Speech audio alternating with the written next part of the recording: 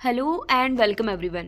आज के इस वीडियो लेक्चर में हम बात करेंगे फार्मिंग बेस्ड लाइवलीहुड सिस्टम्स के सिलेबस के अकॉर्डिंग लास्ट टॉपिक के बारे में डिस्कशन, जो कि है role of farming based livelihood enterprises in 21st century in view of circular economy, green economy, climate change, digitalisation and changing lifestyle. इसके पहले हम फार्मिंग बेस्ड लाइवलीहुड सिस्टम के 13 लेक्चर्स कंप्लीट कर चुके हैं, जिसमें अकॉर्डिंग टू सिलेबस हमने पूरा सिलेबस जो है वो कवर किया है।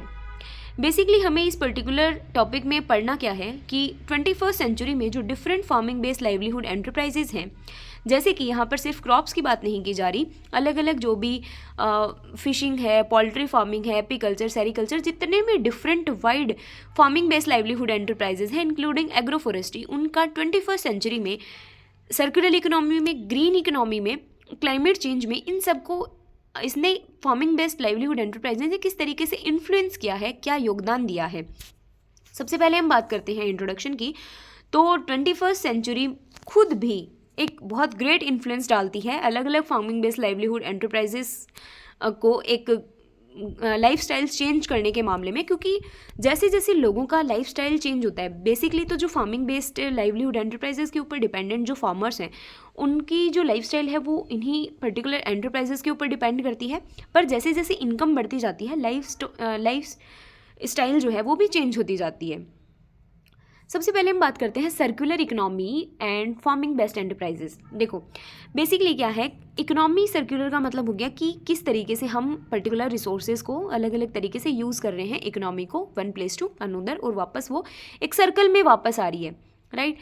लाइक अभी करंट में जितना भी वेस्ट प्रोड्यूस होता है उसकी रिसाइकलिंग की जाती है। आपको पता है पहले की तुलना में अभी ज़्यादा अमाउंट में रिसाइकलिंग होने लगी है, रिसोर्सेज का रीयूज़ होने लगा है। और अगर हम देखें ग्रीन रिवॉल्यूशन के बाद में, तो सस्टेनेबिलिटी के ऊपर बहुत ज़्यादा फोकस किया जाने लगा, क्योंकि उस टाइम पे हमने इतना ज़्यादा एक्सप्लॉयटेशन कर दिया था सोइल का, लाइक पेस्टिसाइड्स और फर्टिलाइजर्स की बहुत ज़्यादा मात्रा में, बहुत क्वांटिटी में उसका यूज़ करके एकदम एक्सप्लॉइट कर दिया था। तो अब नेचुरल सिस्टम जो है उनको हम रीजनरेट करने की कोशिश कर रहे हैं through utilising the bio waste.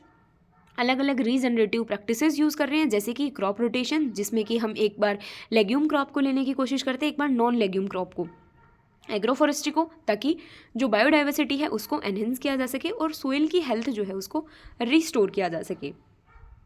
इसके अलावा प्रमोटिंग क्लोज्ड लूप सिस्टम, यानी कि क्रॉप्स को अकेले ग्रो ना करके क्रॉप्स के साथ में किसी एक अलग एंटरप्राइजेस को भी साथ में ले लेना, जैसे कि क्रॉप और लाइव स्टॉक सिस्टम को इंटीग्रेट कर देना, जिसमें कि एक पर्टिकुलर एंटरप्राइज का जो वेस्ट है वो दूसरे के लिए रिसोर्स बन जाए। जैसे कि जो क्रॉप्स हैं वो एक फॉडर की तरह काम करेंगी लाइव स्टॉक्स के लिए, और जो लाइव स्टॉक से पर्टिकुलर प्रोडक्ट मिल रहे हैं, जैसे कि उनके FIM वगैरह जो है, वो रिसोर्स का काम करेंगी क्रॉप्स के लिए।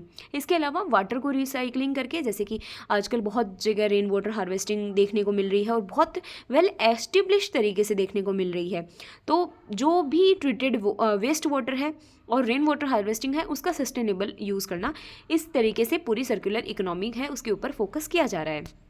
नेक्स्ट है ग्रीन इकोनॉमी। देखो अलग अलग फार्मिंग एंटरप्राइजेस को यूज़ करने से ग्रीन इकोनॉमी में एक पर्टिकुलर बोल सकते हैं सुधार आया है, क्योंकि आजकल जितना AI का यूज़ हो रहा है, जितना मॉडर्न प्रैक्टिसेस का यूज़ हो रहा है, not in the farming based enterprises but अलग सेक्टर्स में भी जितनी फैक्ट्रीज लग रही हैं, उनकी वजह से बहुत ज़्यादा कार्बन इमिशन हो रहा है, बहुत ज़्यादा पॉल्यूशन हो रहा है। तो हम सस्टेनेबल फार्मिंग प्रैक्टिसेस को अडॉप्ट करके ग्रीन इकोनॉमी में अपना कॉन्ट्रीब्यूशन दे रहे हैं। फार्मर्स जो है वो अपना कंट्रीब्यूशन दे रहे हैं, उसको कम करने का प्रयास कर रहे हैं, क्योंकि वो चाहे अपने इरिगेशन सोर्सेज के रूप में जैसे ड्रिप या फिर जो सोलर लाइट्स हैं उनके में रिन्यूएबल एनर्जी का यूज़ कर रहे हैं। दूसरा, ऑर्गेनिक क्रॉप्स को कल्टीवेट करने की कोशिश की जा रही है बहुत सारी जगह पर, जहाँ पर केमिकल फर्टिलाइजर्स और पेस्टिसाइड को अवॉइड किया जा रहा है जहाँ तक हो सकता है। इसके अलावा सस्टेनेबल सप्लाई चेन के ऊपर फोकस किया जा रहा है, बायोडाइवर्सिटी की कंजर्वेशन के लिए, कि ट्रेडिशनल क्रॉप वेराइटीज़ को प्रिजर्व किया जा रहा है, उनके जो जर्म प्लाज्म है उनको प्रिजर्व करके रखा जा रहा है। तो ये एक सस्टेनेबल हम बोल सकते हैं ग्रीन इकोनॉमी में कंट्रीब्यूट कर रहे हैं अलग अलग तरीके के फार्मिंग बेस्ड एंटरप्राइजेस, एक पॉजिटिव सेंस के अंदर। नेक्स्ट आता है climate change and farming enterprises. देखो क्लाइमेट चेंज हम सभी को पता है कि डे बाय डे इतना इंक्रीज हो रहा है, क्लाइमेट चेंज खुद फार्मिंग एंटरप्राइजेस को अफेक्ट करता है। जैसे कि वीट की जो क्रॉप है वो आज के टाइम में 1-2 साल से उसका प्रोडक्शन बहुत रिड्यूस होता जा रहा है, क्योंकि हीट वेव्स आ जाती हैं जब उसके मैच्योरिटी का टाइम होता है तब। तो क्लाइमेट चेंज खुद पर्टिकुलर फार्मिंग बेस्ड उनको अफेक्ट कर रहा है, लेकिन फार्मिंग एंटरप्राइजेज में क्या है कि हम smart agriculture, climate smart agriculture को यूज़ कर रहे हैं, जैसे कि हम drip irrigation, drought resistant crops को लगाने के और प्रिसीजन फार्मिंग को लगा के, क्योंकि क्लाइमेट चेंज का बेसिकली हम मान सकते हैं कि प्रिसीजन एग्रीकल्चर जो है, जहाँ पर हम जीपीएस, जीआईएस यानी कि ज्योग्राफिकल पोजीशन सिस्टम और जीआईएस का यूज़ करके एक प्रिसाइज तरीके से फार्मिंग करने की कोशिश करते हैं, तो वहाँ पर हम मानते हैं कि हम क्लाइमेट रिसाइलेंट टेक्निक्स को यूज़ कर रहे हैं। इसके अलावा डिजास्टर रिसाइलेंस हो गया, एग्रो इकोलॉजी को प्रमोट करना हो गया, कार्बन मार्केट्स में कंट्रीब्यूट करना हो गया। एंड नेक्स्ट आता है डिजिटलाइजेशन इन फार्मिंग एंटरप्राइजेज। नाम ही क्या है कि डिजिटलाइज, सारी चीज़ें अगर बहुत मॉडर्न हो गई हैं तो फिर फार्मिंग एंटरप्राइजेज पीछे क्यों रहेंगे। तो इसमें सबसे ज़्यादा इंपॉर्टेंट एग्जांपल आता है कि फार्मिंग एंटरप्राइजेज किस तरीके से डिजिटाइज हुई हैं। तो प्रिसीजन फार्मिंग इसका एक बहुत अच्छा उदाहरण है, क्योंकि प्रिसीजन एग्रीकल्चर में हम क्या करते हैं, ड्रोन्स को यूज़ करते हैं, फिर चाहे वो पेस्टिसाइड्स या फर्टिलाइजर्स के एप्लीकेशन के लिए ड्रोन्स को यूज़ किया जा रहा हो या फिर मॉनिटरिंग करने के लिए ड्रोन्स को यूज़ किया जा रहा हो, अलग अलग सेंसर्स को यूज़ करते हैं, जीपीएस, जीआईएस टेक्नोलॉजी को यूज़ करते हैं ताकि क्रॉप के परफॉर्मेंस को ऑप्टिमाइज़ किया जा सके और प्रोडक्शन को मैक्सिमाइज़ किया जा सके। इसके अलावा डिजिटल मार्केट प्लेस बनाए जा रहे हैं, जहाँ पर मिडल मैन को हटाकर कंज्यूमर को, जो प्रोड्यूसर है उसको डायरेक्ट कंज्यूमर से कनेक्ट किया जा रहा है। डेटा ड्राइवन डिसीजंस लिए जा रहे हैं, जिसमें कि वेदर फोरकास्टिंग हो गया, ऑप्टिमाइज इरिगेशन हो गया, और इन सबको यूज़ करके यील्ड में इम्प्रूवमेंट लाया जा रहा है। ब्लॉकचेन है, रिमोट मॉनिटरिंग टेक्निक्स हैं कि जहाँ पर हम पर्टिकुलर किसी पेस्ट या डिजीज़ के अटैक को नहीं आइडेंटिफाई कर सकते हैं, वहाँ पर रिमोट मॉनिटरिंग की हेल्प से हम आइडेंटिफाई कर सकते हैं। फिनटेक इनोवेशंस हो गया। बेसिकली इस टॉपिक का मतलब था कि 21st सेंचुरी में लाइवलीहुड सिस्टम जो है उसका किस तरीके से इम्पैक्ट पड़ रहा है। तो अब क्योंकि 21st सेंचुरी में डिजिटलाइजेशन खुद इतना पीक पे आ गया है, तो फार्मिंग एंटरप्राइजेस में डिजिटलाइजेशन क्यों नहीं होगा। तो precision agriculture, digital market place, ये सारी चीज़ें जो हैं ये फार्मिंग एंटरप्राइजेज में भी यूज़ की जा रही हैं। Changing lifestyle and consumer preference. देखो, लाइफस्टाइल तो ऑटोमेटिकली चेंज हो जाएंगी जब फार्मर की इनकम जो है या किसी भी पर्सन की इनकम जब बढ़ती है, तो उनकी लाइफस्टाइल और उनकी कंज्यूमर की प्रेफरेंस भी बढ़ जाती है। जैसे कि आज के टाइम में आपको पता है कि जैसे कैंसर के पेशेंट्स की बहुत ज़्यादा मात्रा में उनकी ग्रोथ जो है वो बढ़ने लग गई है, और इसके अलावा और भी जो डिफरेंट डिजीज़ेज़ हैं जो कि बहुत ज़्यादा मात्रा में पेस्टिसाइड और फर्टिलाइजर्स के क्रॉप में रेजिड्यूज़ के बचे रहने के कारण हो जाती हैं, तो लोगों का अब क्या हो गया है कि वो ऑर्गेनिक और नेचुरल प्रोडक्ट्स के ऊपर शिफ्ट होने लगे हैं। इसके अलावा अर्बन एग्रीकल्चर, जैसे कि अगर बहुत कहीं पर शहरों में जगह नहीं है तो लोग vertical farming, hydroponics, roof top gardening को अडोप्ट कर रहे हैं, तो उससे भी कुछ हद तक हम बोल सकते हैं कि ये क्लाइमेट को भी ऐड करेंगे या क्लाइमेट को भी पर्टिकुलर बेनिफिट्स प्रोवाइड कराने की कोशिश करेंगे, कुछ बहुत माइन्यूट क्वांटिटी के अंदर। इसके अलावा वैल्यू एडेड प्रोडक्ट्स हो गए, जैसे कि लाइफस्टाइल को चेंज कर रहे हैं लोग, जहाँ पर आलू की सब्जी खाना जहाँ ज़्यादा पसंद करते थे, आज वहाँ पर वो चिप्स के पैकेट लेने ज़्यादा पसंद करते हैं। हालांकि इतने वो हेल्थ बेनिफिशियल नहीं है जितना सिंगल आलू होता, but it's particularly about the life styles of the people. इसके अलावा functional food and super foods, customisation and delivery, like अब आजकल के जो कंज्यूमर्स हैं बेसिकली वो अडोप्ट करते हैं direct producer to consumer model, बीच के किसी मिडल मैन को नहीं लाना चाहते हैं, वो सब्सक्रिप्शन बेस्ड सर्विसेज को ज़्यादा अडोप्ट करते हैं। नेक्स्ट आता है social and economic impact of farming enterprises. देखो, पहले भी पर्टिकुलर फार्मिंग एंटरप्राइजेज से जॉब क्रिएशन होता था, और हम तो पढ़ते भी हैं कि मोर देन 70% पॉपुलेशन जो है वो फार्मिंग और फार्मिंग से रिलेटेड एंटरप्राइजेस के ऊपर डिपेंड करती है। तो फिर ये तो बात रही नहीं कि वो जॉब क्रिएशन नहीं करेगी, लेकिन पर्टिकुलरली जैसे सपोज़ कि किसी एक फार्मर के पास में 5 हेक्टेयर ज़मीन है और उसके पर्टिकुलर घर में उसके 15 मेंबर्स हैं, तो वो 15 मेंबर्स पूरे उस 5 या 10 हेक्टेयर जितना भी उसके पास ज़मीन है वो सारे उस ज़मीन में लग जाते हैं। तो उनके अगर इंडिविजुअल उनकी पर्टिकुलर सैलरी की बात की जाए तो वो वहाँ पर डिवाइडेड नहीं होती है, वो कॉमन होती है।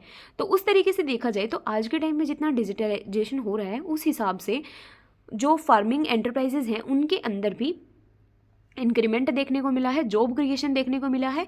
अब बहुत सारी ऐसी वैल्यू चेन बन गई हैं जिसमें प्रोडक्शन, प्रोसेसिंग, मार्केटिंग और डिस्ट्रीब्यूशन सम्मिलित हैं, जहां पर लोगों को एम्प्लॉयमेंट अपॉर्चुनिटीज़ मिलती हैं। इसके अलावा वुमेंस और यूथ को भी एग्रीकल्चर सेक्टर में एम्पावर करती हैं ये सारी new farming enterprises techniques. Inclusive growth होती है और ये रूरल इकोनॉमी को एक स्ट्रेंथ प्रोवाइड कराते हैं।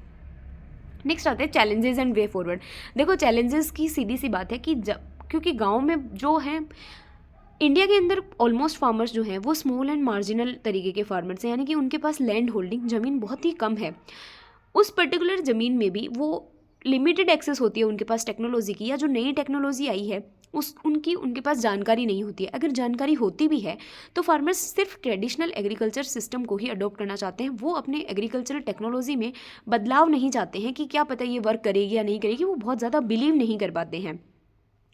वो रेजिस्टेंस हो चुके हैं कि न्यू सस्टेनेबल प्रैक्टिसेस को अडॉप्ट करने के लिए, कि वो नहीं कर पाएंगे। उनका नहीं है ऐसा कि उनको कोई न्यू टेक्नोलॉजी अडॉप्ट करनी है, वो अपनी पुरानी तकनीकों के माध्यम से ही रहना चाहते हैं, उसी में वो खुश हैं। तो इट इज़ क्वाइट डिफ़िकल्ट कि कोई नई टेक्नोलॉजी को उनको अडॉप्ट करवा पाना।